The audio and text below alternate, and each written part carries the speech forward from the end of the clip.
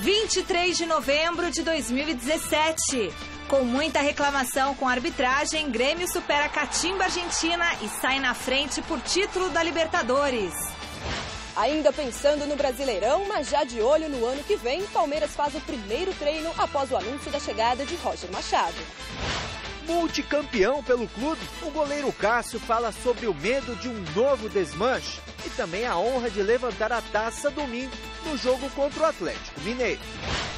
No último episódio da série especial sobre a imprensa brasileira e os clubes de futebol, vamos mostrar como a limitação do trabalho jornalístico pode atuar contra os próprios interesses das equipes brasileiras. E ainda, as notícias do São Paulo, uma entrevista exclusiva com o atacante santista Bruno Henrique e tudo sobre a quinta rodada da fase de grupos da Champions League. Oi, boa noite. O Gazeta Esportiva começa falando do Grêmio, que sofreu, mas conseguiu vencer o Lanús por 1-0 e deu um passo importante para ganhar mais um título da Libertadores. O jogo de volta acontece na próxima quarta-feira e o empate vai ser suficiente para o tricolor gaúcho conquistar pela terceira vez a taça da competição. A torcida do Grêmio teve que esperar até os 37 minutos do segundo tempo para soltar o grito de gol na arena.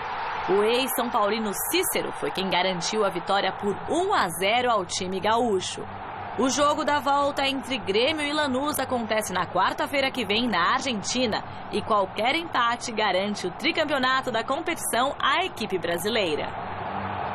No primeiro tempo, praticamente a gente não teve essa movimentação, então o Lanús tomou conta do jogo, valorizou bastante a posse de bola. E aquilo que eu falei, no segundo tempo nós adiantamos a marcação, dificultamos um pouco a marcação deles e conseguimos fazer o gol. Lá é outra história. Lá são outros 90 minutos. De que maneira nós vamos jogar, eu sei. De que maneira o Lanús vai jogar mais cedo, mais tarde, pode ter certeza que eles vão ter que se expor. Eles vão ter que sair de trás. Até porque eles precisam do resultado. Uma coisa é você vir para Porto Alegre e jogar pelo empate. Outra coisa é você ter que jogar dentro de casa e buscar a vitória. Faz sentido. Grande noite para você que acompanha o Gazeta Esportiva. O Grêmio ontem teve muita, mas muita dificuldade. O Lanús foi até melhor que o Grêmio no primeiro tempo, teve as melhores oportunidades, marcando bem, fazendo triangulações. O Grêmio quase tomou gol na primeira etapa. Na segunda etapa, 2 fatores contribuíram para a vitória gremista. Uma, claro, as alterações feitas pelo Renato Gaúcho, que deu muita sorte, muita luz.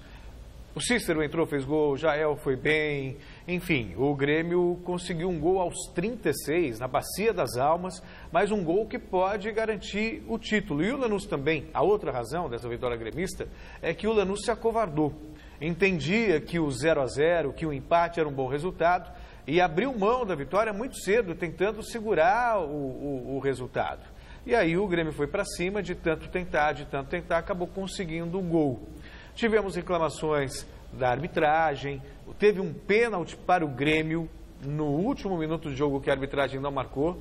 E aí eu até entendo que os árbitros estão se adaptando a essa questão do vídeo. Então alguns erros, algumas coisas ainda vão passar. Há necessidade de um ajuste. Mas não era para ter um erro, não era para ter um pênalti não marcado se você tem agora o auxílio do vídeo, o auxílio da imagem. Osmar Garrafa. Boa noite. Boa noite, Celso. Boa noite, Michele. Boa noite você acompanhando o Gazeta Esportiva. É mais ou menos nessa linha. É um jogo muito fraco por ser uma final de Copa Libertadores da América. Tecnicamente o jogo deixou muito a desejar. Não se esperava um Grêmio que se falou, o Corinthians é o campeão, mas o Grêmio é o que joga o melhor futebol. Se joga, não foi ontem, porque ontem o futebol esteve muito abaixo do que se esperava para uma decisão. Dá para se entender até a postura do Lanús, mas acabou pagando caro por se defender demais. Brilhou a estrela do Renato, não entendi que nem o Jael e nem o Cícero fizeram uma grande partida, mas foram jogadores decisivos e foram as alterações promovidas pelo Renato. O Everton também, né? O Everton também, né? Mas mesmo assim o Grêmio não foi um time que venceu por 1-0, mas criou várias alternativas, não. 1-0 foi o limite do que poderia ser. O empate de 0-0 ficava de bom tamanho para o jogo, até quem sabe 1-1, pelo que criou o Lanús na primeira etapa. O resultado que leva o Lanús né, para a decisão lá na Argentina. É um resultado que está extremamente aberto, o Grêmio não pode se considerar ainda como campeão, então a gente vai ter que esperar a próxima quarta-feira e o Grêmio, se quiser conquistar o título, vai ter que ter um desempenho melhor jogando fora de casa. E só para finalizar, o que me chama a atenção é a tecnologia. Está tudo errado, gente. Ou faz que nem no vôlei, né? O cara tem a dúvida, alguém vai lá e está errado. Dois desafios por tempo, por exemplo. Porque continua a polêmica. Teve um pênalti claro, você tinha o recurso da imagem, mas fica a critério do árbitro. Como é que funciona isso? Tá uma bagunça. Tá uma bagunça. A polêmica continua. Isso aí. Né? Então precisa se acertar. Vai valer só pra... Eu acho que poderia ser o seguinte, né? Cada treinador, por exemplo, tem 2 chances de pedir 2 lances. Estou no dúvida desse. Ou então, se não houver a intervenção do pedido do treinador, se a arbitragem, o árbitro de vídeo, pode interferir, fala assim, olha, houve o pênalti, você não marcou, ponto. E se a arbitragem de vídeo não interferir, aí o técnico pode ter 2 possibilidades para pedir. Do jeito que tá, é melhor não ter. É isso aí. Sabe que você faz uma festa e você fala, não, compra lá um monte, tem cerveja pra caramba na minha festa. Chega lá, tá tudo quente. Não adianta nada. Né? Não, eu tô com 30 caixas de cerveja em casa. Você vai na casa do cara e fala, vai ser bom. Não, e é tudo no Vasco, liberado. Né? Você fala, hoje eu tô beleza. 30 caixas, chega lá, tá lá, cheio de... mofando, quente, não adianta nada. Tá vencida. Mas vai que o cara tudo é bem que a gente coloca pra gelar rapidinho. Tudo bem, vamos lá. Bom, apesar da vitória, a reclamação gremista com a arbitragem foi grande ontem lá em Porto Alegre, algo corriqueiro quando os clubes aqui do nosso país jogam a Libertadores e a Sul-Americana. Então, pensando nisso, participe da nossa enquete desta quinta-feira. Nós queremos saber o seguinte, as equipes brasileiras são mais prejudicadas pela arbitragem em competições sul-americanas? Sim ou não? Eu votei que sim. E aí? Não, claro que não. É um chororô danado. E tá dando sim na enquete, porque eu já votei no Instagram e tá dando sim. As pessoas precisam aprender a perder. Normalmente elas são extremamente rigorosas com os erros alheios e complacentes com os próprios erros. É verdade isso. O Jeromel poderia ter recebido o cartão ontem. Ele deu um pisão e não foi. E nisso ninguém fala nada. Sem querer. O árbitro ele pode ser competente, incompetente, está numa boa jornada, numa jornada ruim, mas daí a dizer que houve má fé, blá, blá, blá. Não, que sempre tem. Não, é muito chororô. Eu lembro aqui do Corinthians e Racing também, maior reclamação da arbitragem, e não há sentido nisso. O Grêmio tem razão de reclamar de um pênalti. O outro possível pênalti é discutível. Eu, por exemplo, achei que não foi. Né? Eu teve um jogo de ombro, o cara estava caindo, o braço ficou um pouquinho, que é interpretativo, você não pode crucificar. O segundo pênalti existiu mesmo, aí foi um erro, mas você não pode dizer que o árbitro estava de má fé. Né? Eu acho complicado. E aí, seria cômodo aqui atirar pedra no argentino Celso Cardoso, depois que o Grêmio passou ontem, mas nessa eu vou ficar com ele. Acho que boa, é muito mimimi, tem que parar com essa frescura. Vamos falar um pouquinho de bola. Terceirizar a derrota. Tudo é negócio de arbitragem, tá enchendo o saco, né, gente? Pô, vamos jogar bola. Tá bom, mas eu acho que os brasileiros são prejudicados sim. O erro nunca é seu, é dos outros, sempre. Não. No futebol. Não, sim, é sobre isso que estamos falando. E na vida real não tem erro. Funciona agora, hein? Você viu só? Segue, gente. Bom, a bola vai rolar nessa quinta-feira pela Copa Sul-Americana. Flamengo e Júnior Barranquilla fazem às 9h45 no Maracanã o primeiro confronto da semifinal. E o técnico Reinaldo Rueda falou o que ele está esperando dessa partida. Junior es un equipo de mucha jerarquía, un equipo con hombres muy importantes en el fútbol colombiano y un gran entrenador de mucha experiencia. Junior ha estado los últimos años siempre como protagonista, finalista en el torneo colombiano, en la Copa Colombia y bueno, seguro que va a ser un rival muy difícil, un partido muy equilibrado porque los dos equipos tienen nombres muy importantes, ¿no? Y creo que esto va a hacer que sea un juego muy intenso. Tá aí uma desculpa que já caiu por terra, Rafa. Desculpa. Não. Essa história de que não conheço o adversário. Pô, o Rueda é colombiano, conhece como poucos os times colombianos e vou além. Não é só uma questão de conhecer, não. Uma questão de reconhecer. O que joga esse Júnior de Barranquilla, né? Não se iludam com o nome Atlético Júnior, time com menos tradição que o Flamengo, nunca ganhou nada, muito pelo contrário. vai dar uma canseira no Flamengo e o Flamengo vai ter que estar muito inspirado para conseguir uma boa vitória hoje, que é fundamental para o jogo da volta. E esse é o problema, o Flamengo inspirado. O Flamengo está uma panela de pressão prestes a explodir, não é? Contratou um técnico estrangeiro no meio da temporada. Eu sempre disse, eu não tenho nada contra técnico estrangeiro, mas se é para iniciar um trabalho, tem que pegar o trabalho desde o início. O Rueda está começando a entender o que é o Leblon, o que é Copacabana, né? É o Cristo. Como é que faz para ir lá no bondinho? Demora um tempo. E o futebol brasileiro, especificamente o brasileiro, não dá tempo. Vide Palmeiras. Daqui a pouco vamos falar do Palmeiras, que passou a temporada, investiu tudo e teve 3 técnicos e não venceu um campeonato, não é? Então, o Flamengo também foi outra equipe que investiu bastante, trouxe um técnico competente, de um belo currículo, mas não se dá tempo. Aqui é resultado. Corretamente ou não, é a realidade do futebol brasileiro. E o seu Rueda não pode reclamar porque ele está militando no futebol e sabe como as coisas funcionam. Então o Flamengo hoje tem sérios problemas, mesmo jogando em casa, vai ter dificuldade para fazer o resultado e chegar à decisão. Não ganhou nada de importante, de relevante esse ano o Flamengo. Nós tivemos ontem o encerramento da 5ª rodada da fase de grupos da Champions League. Destaque para o Paris Saint-Germain, que deu uma de Alemanha e meteu 7-1 para cima do Celtic, da Escócia.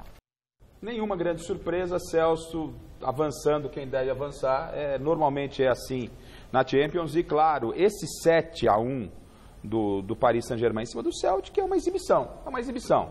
É uma exibição. O Celtic, com todo o respeito, gente. Celtic, vamos lá, beleza? E eu estou esperando mais, agora vai chegar. Próxima fase começa a ficar legal. E eu não estou querendo tirar o mérito do PSG, nada disso. Mas é um adversário que é extremamente inferior. Me chamou a atenção de forma negativa, né? Foi a coletiva lá do Neymar na zona mista. Foram perguntar para ele do Real Madrid, ele virou as costas e foi embora. Tem que entender um pouco mais que ele é o Neymar, que ele é um cara assediado, que as perguntas são feitas quando ele se predispõe a falar. Tem que responder o que se quer saber dele. Então, Garrafa, aí é que é um ponto que eu costumo tocar. Tem muita gente que não gosta, mas é a minha maneira de pensar. Existe uma diferença muito grande entre você ser um profissional e você ser uma criança mimada. O profissional, ele vai lá e responde. Não existe nada de Real Madrid, isso é uma mentira, assim. É especulação e acabou. Agora, vira as costas, fica com mimimi, porque a pergunta foi torta, pergunta isso e aquilo, tem sempre uma reclamação. Poxa vida, sabe? Menos... me fugiu agora a expressão mais adequada, mas é mimimi mesmo, sabe? Muita frescura para pouca coisa. Acostumado tudo na mão, sabe? Sabe, tudo na mão. Ele pensou em tomar água, já tem gente levando água. Sabe, é tudo na mão. E aí, exatamente. E aí não consegue lidar com uma dificuldade, faz parte do trabalho dele. Era o momento que ele se colocou à disposição para responder as perguntas. É respeitar o trabalho dos outros. E aí está faltando um pouquinho de tranquilidade ao Neymar. A expressão mais correta é melindre. Ele está muito acostumado com gente bajulando, e quando vem uma pergunta meio torta de pessoas isentas que querem apenas saber o que acontece, aí ele reclama. Porque se não pergunta para ele, é especulação. E quando você tem a oportunidade, você está fazendo a pergunta direto para ele. Claro. Ele vai lá e responde, ou você está mal informado, ou não é esse o caminho, tudo bem, segue o jogo. Qual foi a pergunta? Sobre o Real Madrid, o interesse do Real Madrid, foi algo que foi comentado há alguns dias. De que é a primeira vez para o Real Madrid. A palavra dele é importante sobre isso. E ele pergunta não deu a resposta. Não foi nenhuma pergunta ofensiva, nada, foi uma pergunta sobre a carreira dele. Pertinente. Não é? Aí virar as costas e ir embora também, eu vou falar pra você uma coisa, hein? Não tenho nada pra falar sobre isso, o atleta do PSG. Pronto. Simples. Difícil, Fácil. Né? Tá precisando de um assessor. Falta. Nós tivemos ontem a primeira final da Copa do Brasil Sub-17 entre Corinthians e Palmeiras. E mesmo jogando em Itaquera, os meninos do Verdão levaram a melhor. Veja só. Em rápido contra-ataque, Guilherme Ferraz recebeu livre, invadiu a área, mas parou no goleiro Maltos. O Corinthians respondeu logo em seguida. Vitinho tirou a marcação e chutou para a defesa de Magrão. Mascarenhas ficou com a sobra, mas cabeceou nas mãos do arqueiro palmeirense. No segundo tempo, aos 40, após o toque de cabeça, Aníbal ajeitou e bateu na saída de Maltos. 1-0 Palmeiras. O alvinegro quase empatou nos acréscimos, mas o chute de Giovani carimbou o travessão.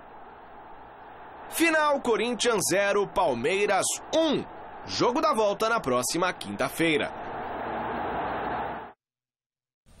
Pois é, agora tem que trocar o selo mesmo, porque falando em Palmeiras, o time profissional já definiu o comandante para a próxima temporada. Pois é, o Roger Machado foi o escolhido pelo Verdão para ser o treinador da equipe alviverde e a gente preparou um breve retrospecto sobre a carreira dele. Olha só. O Palmeiras acertou nesta quarta-feira a contratação do técnico Roger Machado para a temporada de 2018. A diretoria agiu rápido, selando um acordo relâmpago de 1 ano com o treinador para não perdê-lo como aconteceu no final de 2016. Na ocasião, quando o Cuca deixou a equipe, o Palmeiras iniciou a negociação, mas o Atlético Mineiro foi quem fechou com o técnico. O plano era Abel Braga e tudo indicava que o acerto estava próximo. Só que nessa semana, o staff do treinador indicou ao Palmeiras que ele possivelmente irá fechar com o Internacional a pedido da família. O Palmeiras será o 5º time na carreira de Roger. Ele já passou por Juventude, Novo Hamburgo, Grêmio e Atlético Mineiro. Na equipe paulista, ele poderá repetir o bom desempenho que teve no começo de trabalho no Grêmio, quando foi até comparado ao espanhol Pepe Guardiola. Basta saber se neste período de 1 ano, Roger conseguirá colocar em prática tudo o que deseja. Controlar o vestiário e o ego de alguns jogadores talvez seja o principal desafio do novo comandante palmeirense. O Garrafo Roger eu acho um bom nome, um nome que tem respaldo, que tem status, prestígio, pelo trabalho que ele fez no Grêmio. Quando ele foi para o Atlético Mineiro, a expectativa era muito grande, houve um investimento e a coisa não fluiu. Ele reclamou muito do calendário, reclamou que ele não conseguia treinar a equipe, moral da história, acabou saindo porque os resultados não surgiram. Então, se o Palmeiras o contratou, levando em consideração as características do Roger, a postura tática, a maneira dele trabalhar, que dê o respaldo necessário para que ele possa executar um trabalho independentemente de resultado. Não adianta nada fazer como fizeram com o Eduardo Batista, chegar no Campeonato Paulista, perder alguns jogos e de repente, ó, tchau, um abraço. O Palmeiras, que tem muito dinheiro, né, se vende a ideia de uma gestão profissional no tocante a treinador, tem tido a mesma postura dos clubes considerados amadores. Palmeiras trocou de técnico 3 vezes no ano. Todos nós sabemos que quando você troca muito de comando, a coisa não funciona. Então, ou vende para a torcida, que é um projeto de médio e longo prazo, até para aproveitar o investimento que foi feito, ou o Palmeiras vai ser um clube que tem muito dinheiro, mas não tem muita visão profissional. Celso, primeiro sobre o Roger. Me parece um técnico promissor, um técnico dessa nova safra, um técnico que tem potencial, que é um estudioso, que já mostrou o seu valor, que tem muito ainda, mas muito ainda a aprender para atingir um patamar elevado. Tem muita coisa para acontecer boa na carreira do Roger. Fez um bom trabalho no Grêmio e ponto. E aí a questão é, foi uma contratação acertada? Por tudo que você falou, conhecendo os bastidores do Palmeiras, conhecendo a torcida palmeirense, a ansiedade dessa torcida, de um time que contrata, a exigência é para ontem. Sim. É para ontem. Tudo que você falou, eu concordo, mas não vão dar tempo ao Roger, não. Não vão dar. Se fizer uma campanha regular no Paulista, já vai tomar pau dessa torcida. A torcida do Palmeiras é exigente, os cartolas, os cornetas, enfim, é assim que funciona o Palmeiras. Não adianta achar que vai mudar. Ou o Roger dá certo no Palmeiras, chega, ganha o Paulista e uma tranquilidade para caminhar na Libertadores e no Brasileiro, ou a vida dele vai ser um inferno. É só entrar nas redes sociais e a gente vê como é que está a torcida do Palmeiras, está dividida. Eu entendo que pro Palmeiras, isso não é crítica ao Roger, pro Palmeiras precisava um técnico com muita casca pro vestiário. Tipo Abel Braga. Não é? Tipo Abel Braga. E aí entra não é só dinheiro, futebol não é só dinheiro. O Alexandre Matos, que dizem aí que é o melhor dirigente, Por que não sentou com o Abel, agarrou no pé do Abel e tentou convencer o Abel se era a primeira opção? Ele fez algumas exigências. Mas não falam. Ele é mais centralizador. Mas não falam mas não falam que o Alexandre Matos é o rei do gerente. Vai lá e traz o cara, porque ele era o cara. O vestiário do Palmeiras precisa alguém bater na mesa. Não pode o Felipe Melo, depois da saída do Cuca, pegar os coletes, como se fosse um time de várzea, e ir no campo para dizer que ele, Felipe Melo, manda no Palmeiras. Quem é Felipe Melo para mandar no Palmeiras? O que ele fez para mandar no Palmeiras? Palmeiras teve grandes ídolos como Marcos, Ademir da Guia, caras que entraram para a história só para citar 2, não é? Então, muita calma, o Palmeiras tem problemas lá dentro e não pode trazer um técnico que ainda está buscando uma afirmação. Né? O Roger e o Zé Roberto, por exemplo, foram companheiros, jogaram juntos, contemporâneos. Então, pode ser que dê certo, mas a pressão no Roger já começou. Lá no site gazetesportiva.com a gente fez várias análises sobre o Roger Machado, né? Eu coloquei no meu blog os prós e os contras desse treinador para o Palmeiras. E a gente fez também um histórico dele. Como jogador, ele foi muito campeão. Tem 11 títulos. Não, mas como então ele tem um título como técnico, que é o Campeonato Mineiro. Campeonato Mineiro, Paulista, acho. Então tem o Campeonato Mineiro. Então, assim, talvez a torcida quisesse realmente isso que você fala. Ele foi um terceiro num campeonato de 2 dirigindo o Grêmio. Num campeonato de 2. Então tem que ter muita calma. Tá aí o que aconteceu com o Eduardo Batista. Eu temo que aconteça com o Roger o mesmo. Mas aí e isso não é demérito a ele, Celso. Eu não quero tirar a competência dele. E parece eu estou analisando que o que é o Palmeiras. Problemas também de vestiário com atletas. Até para ratificar. Aí entra o papel da diretoria. Isso. Você está contratando. Tem que dar respaldo. Tem que dar respaldo. Não dá. Então, mas precisa. Você sabe que não dá. Então, mas aí precisa. Se quer provar que é uma gestão profissional, séria, que pensa a longo prazo, aí tem que resultado, vai ter que bater campeão, ou paulista, ou Libertadores. Exemplo, né? Eu falei aqui no Gazeta Esportiva, Eduardo Batista, olha, se caminhar como eu conheço e não estiver bem, cai na primeira fase da Libertadores. Não sou dono da verdade, não. E aconteceu isso, e o trabalho do Eduardo era bom. Então tá aí. Olha, boa sorte ao Roger. Boa sorte, Roger. A TV Gazeta exibe durante esta semana uma série de reportagens sobre a relação entre a imprensa brasileira e os clubes de futebol daqui do nosso país. Nos 2 primeiros episódios, a gente mostrou para vocês a evolução do distanciamento entre as partes, né, entre jogadores e imprensa. E que esse modelo, inspirado na Europa, deve aumentar significativamente as fofocas em torno dos clubes. Hoje, no último episódio da série, nós vamos analisar como essa nova postura está afetando até o marketing das equipes. O mercado do futebol brasileiro movimenta muito dinheiro. Para se ter uma ideia, em 2016, os clubes faturaram 5 bilhões de reais, entre direitos de televisão, patrocínios, bilheterias e programas de sócios torcedores. A discussão sobre o futuro da relação entre a imprensa e os clubes tem a ver com uma parcela importante desses valores. Quanto mais exposição na mídia, mais retorno terão os investidores. O cara que patrocina, a empresa que patrocina, o sponsor, ele quer ver sua marca bem vendida. As empresas que patrocinam o futebol são as responsáveis por dar condições aos clubes de pagar salários milionários a treinadores e jogadores. Um espaço na camisa de um grande time do futebol brasileiro custa caro. Mas não é o uniforme que traz o maior retorno aos investidores, e sim o backdrop, aquele banner que fica atrás do jogador na hora da entrevista. É maior o backdrop do que a própria camisa, principalmente porque você tem ele ali estático, né? Por muito tempo. A camisa, você está muito tempo rodando, correndo, enfim, mas a melhor propriedade é o backdrop. É a propriedade do clube que tem mais retorno. E independente de treino ou jogo, a gente tem aí uma série de programas na TV, internet, enfim, vários meios que cobrem o dia a dia do clube. Então, seja no treino, seja no jogo. E como talvez a parte que mais chama atenção são as entrevistas, que é onde você consegue tirar alguma coisa diferente do jogo, né, diferente do que aconteceu dentro das 4 linhas, onde de fato as marcas acabam tendo um retorno maior. O backdrop dá ao clube também a possibilidade de ter mais empresas o apoiando, porque permite a exposição de marcas que não precisam estar necessariamente na camisa de jogo. Nos mercados mais desenvolvidos, você tem um monte de clubes que tem um patrocinador na camisa e tem 90, 100, 150 patrocinadores.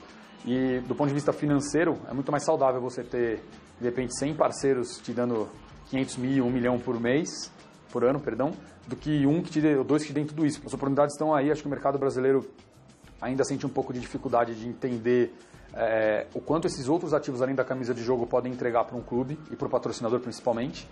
Isso significa que o modelo que vem sendo adotado de reduzir o acesso da imprensa ao centro de treinamento e o número de entrevistas coletivas naturalmente vai diminuir a exposição das marcas das empresas, fato que pode afastá-las do futebol ou levá-las a cortar parte dos investimentos, já que o retorno de mídia será consequentemente menor. Claro que assim, a gente enxerga que uma entrevista é uma propriedade de marketing, sim.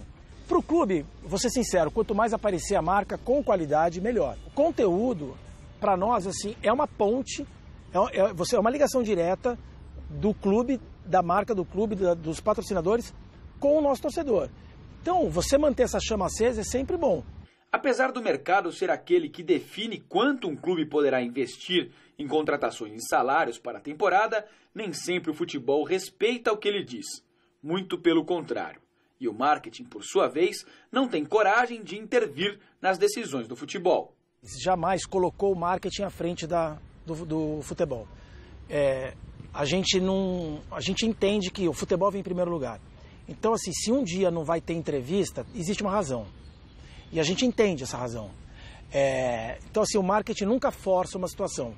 É claro que o melhor dos mundos é estar tudo bem e ter as entrevistas. Não é, no entanto, o que tem acontecido no próprio Santos. Entrevistas coletivas agora só rolam uma vez por semana. Nos outros dias, o clube produz material por seus veículos oficiais e oferece à imprensa, que nem sempre o utiliza, exatamente porque uma coisa não substitui a outra, como explica André Stepan, gerente de comunicação do Corinthians, responsável pelo conteúdo das redes sociais e da TV oficial do clube. Deixar de atender a imprensa eu acho que não é uma opção. Por quê?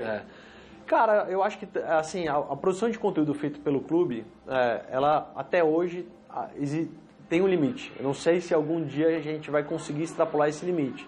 Então tem o limite da crítica. É muito complicado eu criticar um jogador. O jogador é patrimônio do clube, a imprensa pode fazer isso abertamente. O torcedor gosta de ver na má fase ou na boa fase o que de fato, tal jogador está jogando mal, etc. Isso eu não posso falar. Para continuar com uma relação de transparência, a imprensa é o canal que eu tenho com o meu torcedor, né? Além dos canais do clube, mas o meu torcedor consome a marca também muito pela imprensa. E vai ser muito difícil uma coisa substituir a outra. Acho que talvez se complementem. Com todos os argumentos expostos, o melhor caminho a ser adotado é o do bom senso. Não precisa ser totalmente aberto quanto antigamente, quando os jogadores davam entrevistas pelados logo após o banho dentro do vestiário. Tampouco tão fechado com as exageradas restrições de agora. Com a palavra, Dorival Júnior, que já viveu os dois momentos. Quando era conhecido apenas por Júnior, na época de jogador. E agora, como técnico do São Paulo, clube que também só tem atendido a imprensa e aberto o CT da Barra Funda uma vez por semana. Tanto para nós profissionais, ficou um pouquinho mais difícil, para vocês também, eu sinto isso, é uma dificuldade grande. Eu vejo que o ideal seria que caminhássemos, né, para um equilíbrio em todo esse aspecto, que todos nós, eu estou falando, fôssemos um pouco mais respeitados nas nossas funções, né, e que, acima de tudo, as verdades prevalecessem. Eu vejo muito por esse lado. Quarto colocado no Brasileirão com 59 pontos, o Santos precisa de apenas um pontinho para garantir matematicamente uma vaga para a fase de grupos da Libertadores. Domingo, o jogo é contra o Flamengo na Ilha do Urubu. O repórter Alexandre Silvestre fez uma entrevista exclusiva com um dos principais destaques do Peixe na temporada. Confira. Senhoras e senhores, Bruno Henrique, para o pessoal que acompanha o futebol nos dias de hoje, atacante de beirada. Para mim, ponta à moda antiga, velocista. Como é que você se define? Como você falou, né? Atacante de beirada, imprimindo ali do lado, quando eu jogo do lado esquerdo, do lado direito, sempre a velocidade, né? Que pede sempre os treinadores que passaram aqui no Santos. Quando eu estiver ali pela beirada, imprimir sempre o ritmo forte em cima dos adversários. 7 gols no Campeonato Brasileiro, 11 assistências no Brasileirão. é o líder de assistências da equipe, inclusive, né? Você é o melhor jogador desse time? Não, essa responsabilidade é muita, né? Sou um dos líderes, né? Posso dizer assim, do time, né? Porque tem jogadores há mais tempo aí, né? Que construiu uma grande carreira aqui no Santos, Ricardo Oliveira. E posso dizer que estou apontando agora, né? Para poder assumir aí e ajudar os companheiros sempre que precisar de mim. Bom, vocês têm uma chance enorme de conseguir a vaga na fase de grupos da Libertadores, né? Me parece que mais um pontinho nessas 2 rodadas, o Santos garante o G4. Não pode pensar diferente, né? Não, faltando 2 jogos, né? Agora tem que ser aqueles jogos que a gente tem que entrar e dar a vida mais ainda, né? Entrar, correr, dedicar, né? 1 ponto, né? Por 1 ponto você pode estar dentro e se você não conquistar, você pode ficar fora, né? E cabe a gente fazer esse 1 ponto aí para a gente conquistar a tão sonhada vaga na Libertadores novamente para o ano de 2018. O que aconteceu com o Santos que não conseguiu conquistar os títulos, apesar de fazer boas campanhas, está aí bem classificado no Campeonato Brasileiro, mas a taça mesmo não veio?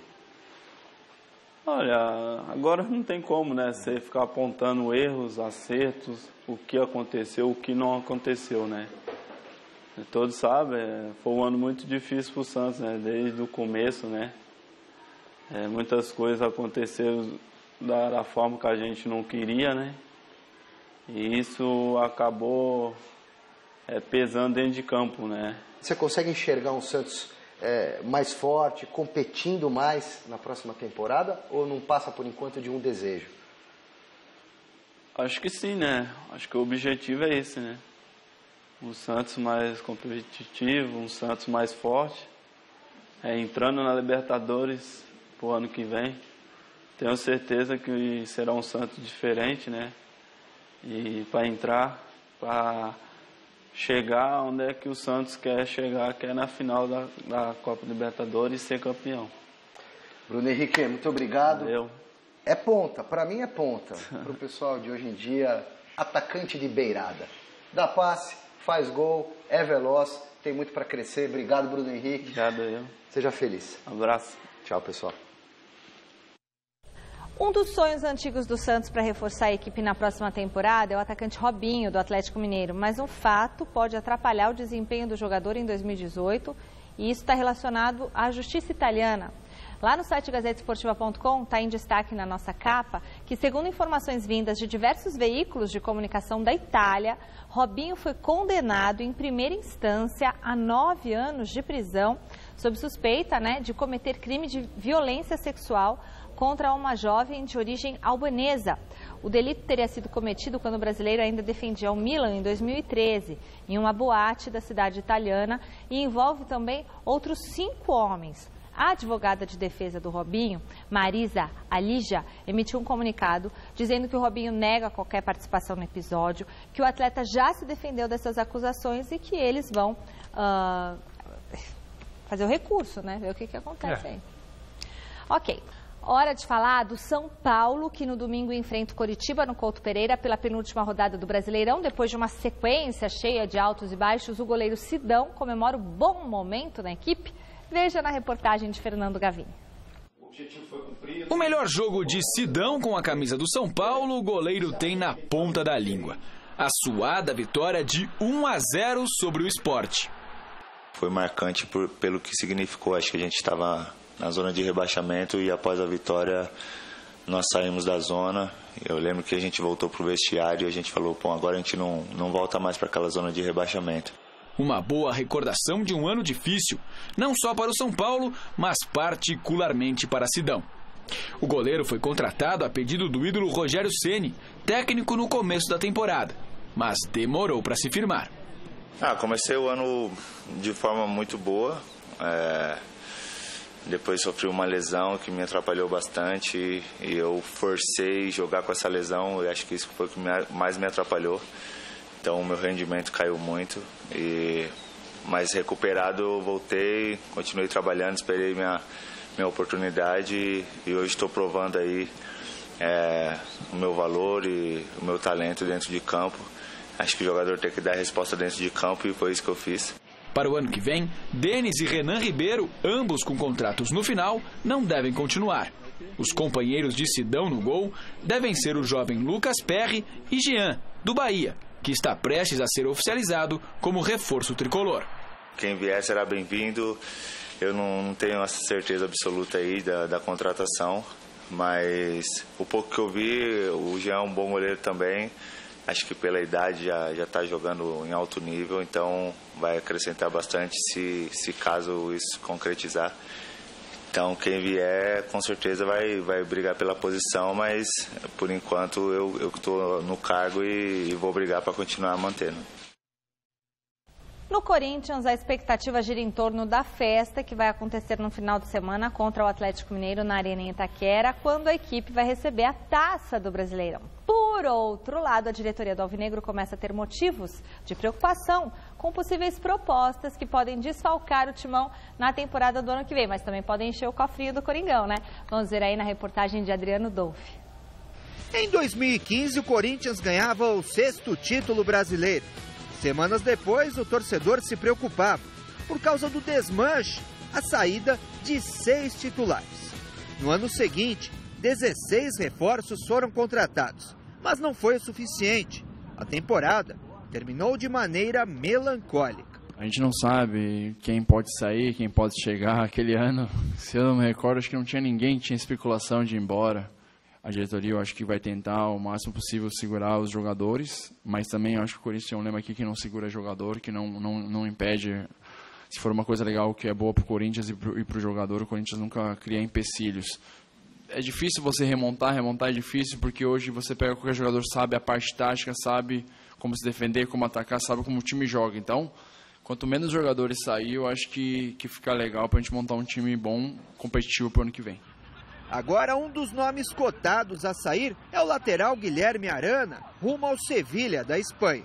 O jogador foi alvo, inclusive, de uma manifestação, digamos, carinhosa do elenco corintiano. Ele é um cara que está sempre zoando, brincando todo mundo. A gente ia combinar que no final do ano, aí, na reta final, nós íamos pegar ele aí, amarrar ele, dar um banho, porque ele tá sempre um cara que está sempre zoando com todo mundo. Outro atleta sondado é o atacante Jô, que foi tietado, mas pelo pai, durante o treinamento desta quinta-feira. O Napoli da Itália estaria interessado no atacante. Qual seria o palpite do papai, o senhor Dario? No pensamento dele, ele tem contrato até 2019, né, com o Corinthians, né, e ele... Não teve nada do Napoli, seu Dario? Teve alguma coisa aí, mas isso aí é normal, né? O jogador tem sempre alguma especulação, mas ele mesmo está com a cabeça aqui no Corinthians, a ideia dele é disputar a Libertadores pelo Corinthians e por ele encerraria por aqui mesmo. Por ele mesmo, pelo né? pai, né? O pai, o coração do pai também, né? Sim, a gente gosta muito, né? A gente tem o maior prazer que ele ficaria por aqui mesmo. O filho duela pela artilharia do Brasileirão, ao lado de Henrique Dourado, ambos com 18 gols. Briga de cachorro grande. Nessa briga aí, eu acho que eu queria que o meu filho ganhasse. Essa briga de cachorro grande, aí eu acho que o cachorro grande vai ser o Jô mesmo. A única certeza, por enquanto, é a taça do 7º título brasileiro. E também quem vai levantar ela domingo na Arena em Itaquera. Missão dada pelo técnico Fábio Carilli a um multicampeão pelo clube, o goleiro Cássio. O mais feliz é ter conseguido o título. Acho que vem tudo em primeiro lugar isso e poder ganhar a taça. Acho que qualquer jogador que fosse escolhido estava em boas mãos, porque todos são merecedores. Todos que vinham sendo capitães, quem não vinha também. Eu não me iludo. Eu acho que eu tenho que, como profissional, como até se eu quero jogar em alto nível, eu tenho que cada dia tentar melhorar mais, evoluir mais como profissional, como ser humano. Então, acho que vai ter uma noção quando se aposentar lá, mas agora acho que eu tenho que continuar com os pés no chão. A gente conseguiu um ano muito bom, mas eu tenho que... Quanto mais você ganha, mais cobrança vem e eu tenho que me preparar. O ano que vem vai ser um pouco diferente para o Corinthians, porque esse ano o Corinthians começou sem expectativas. Aí ganhou o Paulista e ganhou o Campeonato Brasileiro. Aí no ano que vem, obviamente, espera-se que o Corinthians mantenha, né, essa linha. O Casim, por exemplo, fez até uma tatuagem celebrando o título e lembrando o que motivou esse grupo corintiano. Ter sido chamado de a quarta força. Ele tatuou ali na perna a quarta força. Quarta força que se tornou primeira força no Paulista e primeira força do futebol brasileiro. Acho que faz parte. Essa história da quarta força realmente marcou essa campanha do Corinthians. Não encaro que os jogadores entenderam isso de maneira pejorativa. O próprio Carille reconhecia isso no começo da temporada, mas serviu de motivação, né? Vamos provar que não somos a quarta força e que somos fortes. Deu nisso. Vamos falar do Palmeiras, que treinou nesta manhã na academia de futebol. E com o acerto com Roger Machado, o assunto no Verdão não podia ser outro, né? Confira na reportagem de Marina Paniza. Alberto Valentim ainda comanda os treinos do Palmeiras na academia de futebol. Faltando 2 jogos para o fim do Brasileirão, o Verdão ainda quer terminar o torneio na segunda colocação. Por isso, o treino é pesado, visando a partida contra o Botafogo na segunda-feira. Mas Valentim pode começar a se despedir. Ontem à noite, o Palmeiras anunciou um novo treinador para 2018, Roger Machado. O técnico de 42 anos comandou o Grêmio e Atlético Mineiro e estava sem clube desde julho desse ano. Olha, eu particularmente sou a favor de renovação, né? Era a favor do Valentim, é um cara que particularmente eu gosto muito, né? Mas acho que não tem que ter muita situação de lamentação, porque o futebol é assim, sabe? Hoje em dia eu estou aqui, amanhã não sei onde estarei. Foi assim com outros treinadores, vai ser assim, o futebol é dessa maneira. O Pitbull aproveitou também para dar um recado para a torcida palmeirense. Eu acho que a torcida tem que abraçar, cara. Porque se começar muito com mimimi, mais, é complicado essa situação. Então tem que abraçar. Eu o tempo que eu tive fora, eu vi alguns treinadores, como por exemplo o Luiz Henrique, quando ele teve a oportunidade na Roma, eu vi ele sendo massacrado na Roma, não era treinador de Roma, saiu da Roma, foi para o Barcelona, que foi campeão da Champions. Então, acho que a oportunidade tem que ser dada para pessoas que querem trabalhar e que estudaram para isso, além de ter sido jogador de futebol. Se a torcida abraçar o Roger, a torcida está abraçando nós jogadores. A definição do nome de Roger Machado foi feita de maneira muito rápida pela diretoria do Palmeiras. Na terça-feira, Alberto Valentim foi avisado que não seria o treinador para o ano que vem. E já na quarta noite, Roger Machado foi anunciado como técnico. Primeiro, o Palmeiras tinha sondado o nome de Abel Braga, atualmente no Fluminense. Mas Abel, que inclusive também está na mira do Internacional, tem contrato com o Flu até o fim do ano que vem. E o Palmeiras precisava de um nome para agora, porque quer começar desde já o planejamento para 2018. Isso é importante para ele, porque ele já vai, creio que, como já treinador, ele já vai participar daquilo que é o mercado do Palmeiras, né? Aquilo que ele quer, peças para encaixar ou não, isso aí é coisa dele. E para nós jogadores, obviamente, que a gente já sabe quem é que vem, isso é muito importante para a gente. A gente já vai entrar de férias e vai começar o ano já na cabeça centrada, a gente vai encontrar com ele, eu tenho certeza, antes aí de nós sairmos de férias. Isso é muito importante para a gente, importante para aquilo que a gente quer no próximo ano. O planejamento para 2018 começa nas contratações e o principal nome do momento é Lucas Lima. A partir do momento que ele entrou aqui dentro do Palmeiras, ele passa a ser palmeirense e vai ser abraçado por todos nós. É o mínimo que nós temos que fazer por ele, né? O que aconteceu é passado. Passado deixa pro passado. A gente vai cobrar sim, né, uma postura de atleta profissional que ele é. A gente vai cobrar dentro de campo pela qualidade dele, né? E a gente espera realmente que ele, se isso se concretizar, que ele venha e venha nos ajudar. Em 2017, a força do Palmeiras não resultou em títulos. O desafio de Roger Machado será fazer um 2018 bem diferente. Eu acho que nós temos que sonhar, sim, em fazer um ano mágico, em ter um ano glorioso, né? Nós temos que fazer o nosso trabalho bem feito, porque eu acho que a gente pecou nessa situação. A pressão e essa situação de obsessão a gente vai deixar de fora. Aqui dentro nós vamos trabalhar bastante para atingir os nossos objetivos. Olha, a única coisa de bom e correto que eu concordo com o Felipe Melo que ele falou foi que foi ótimo o Palmeiras já ter definido o técnico, né? Porque ele começa a participar do planejamento. Foi a única coisa que ele falou. Daí para frente, não tem que levar nada em consideração. Aliás, eu não sabia que ele estava fazendo parte da diretoria, né? O cara vai chegar, o Lucas, nós vamos cobrar profissionalismo. Pô, o cara foi o cara que apagou incêndio com gasolina no Palmeiras. Vou dar tapa no uruguaio e pegou ganchos, cambal e vai cobrar profissionalismo. Ele deixou o Palmeiras na mão, tomou 4 jogos de gancho, 3 jogos aí por confusão que arrumou na Libertadores. E não vem dizer que os uruguaios iam arrumar confusão sim, entendeu? Felipe Melo fez o quê pro Palmeiras? Fez o quê pro Palmeiras, gente? O Felipe Melo, menos. Você é um bom jogador, menos. Mantém só isso, já tá bom. Nós vamos cobrar, vai cobrar os cambal. Isso é o problema do técnico e da diretoria, pô. Bom, vamos ver o que o pessoal respondeu na nossa enquete. A pergunta de hoje era se as equipes brasileiras são mais prejudicadas pela arbitragem em competições sul-americanas, né? Na Libertadores, por exemplo. E sabe qual foi o resultado? Garrafa e Celso acham que não. Eu achava que sim. E o povo tá comigo. 90%. Galera acha que sim, que os brasileiros são prejudicados nas competições sul-americanas. Tá vendo? Isso tem nome.